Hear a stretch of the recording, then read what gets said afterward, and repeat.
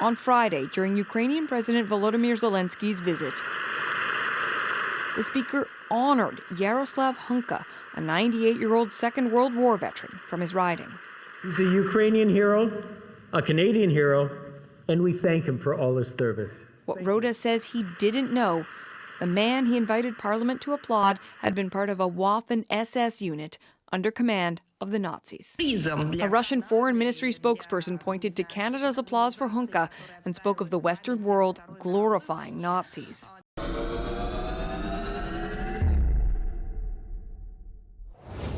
Hello everyone, and welcome back to The Goose and the Gander, the channel which documents the double standards in our society, from a rational perspective. Because as we know, what is good for the goose is good for the gander. A recent scandal rocked Canada's Parliament, where the Speaker of the House of Commons resigned after inviting a former Nazi soldier to a special session with the Ukrainian president. This incident has exposed the double standards and hypocrisy of Canada's foreign policy and human rights record, especially when it comes to its relations with Ukraine and its treatment of indigenous peoples. First, here is some background information on what happened.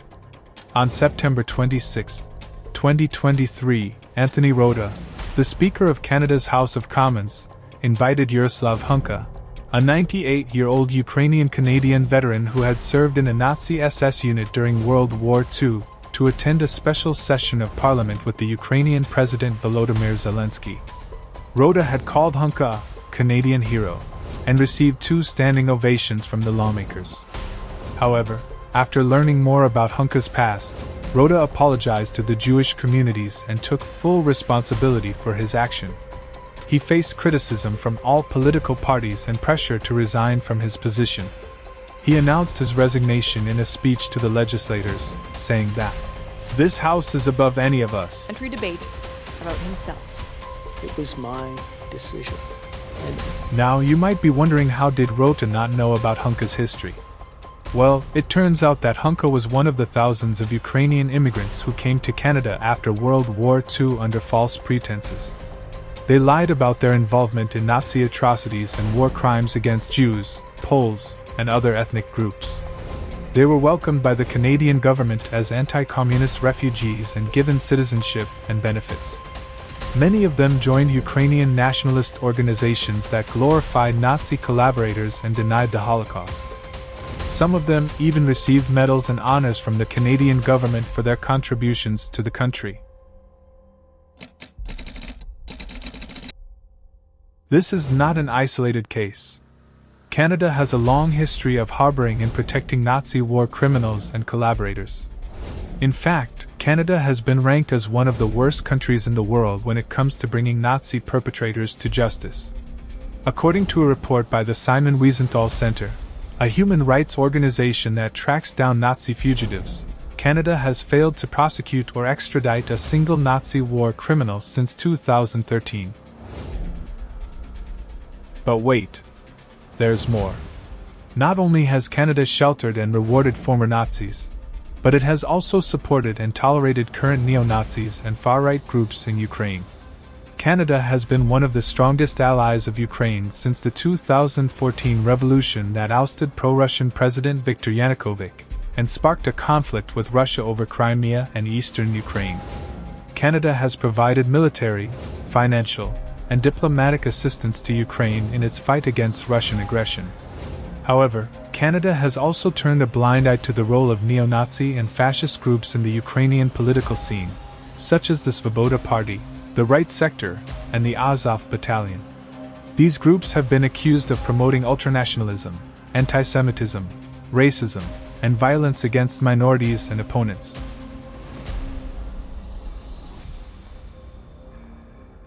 For example, Andriy Bieletsky is the founder and former leader of the Azov Regiment, a far-right neo-Nazi military unit that is part of the Ukrainian National Guard. He is also the leader of the National Corps, a political party that the U.S. Department of State described in 2018 as a nationalist hate group. He has expressed ultranationalist, anti-Semitic, racist, and violent views, such as calling for a final crusade against Semite-led untermenschen, meaning inferior races, in 2010. He has also been photographed wearing a Nazi SS uniform and giving a Nazi salute. Another example is Ola Tyahnybach, the leader of the Svoboda Party, a nationalist political party that has been accused of promoting neo-Nazism and fascism. He has made derogatory remarks about Jews, Russians, and other minorities, such as calling them occupiers and Muscovite Jewish mafia in 2004. He has also praised the Ukrainian Insurgent Army, UPA, a nationalist paramilitary group that collaborated with Nazi Germany and committed massacres against Poles and Jews during World War II. He has also been photographed with a swastika tattoo on his arm. A third example is Dmytro Yarosh, the leader of the Right Sector, a far-right nationalist coalition that emerged during the 2014 Maidan protests. He is also the commander of the Ukrainian Volunteer Army, UDA, a neo-Nazi militia that has fought against pro-Russian separatists in eastern Ukraine. He has advocated for a national revolution and a reconquista of Ukraine from foreign influences. He has also expressed admiration for Stepan Bandera, a controversial nationalist leader who allied with Nazi Germany and whose followers participated in ethnic cleansing campaigns against Poles and Jews. These are just some of the examples of the neo-Nazi and far-right elements that have infiltrated the Ukrainian government and society. They have been involved in some of the events that sparked the Ukrainian crisis, such as the 2014 Maidan protests and the 2014 Odessa massacre, which resulted in the deaths of dozens of pro-Russian activists. They have also committed human rights abuses against civilians in eastern Ukraine, such as torture, arbitrary detention, enforced disappearances, and extrajudicial killings. And what has Canada done about this? Nothing.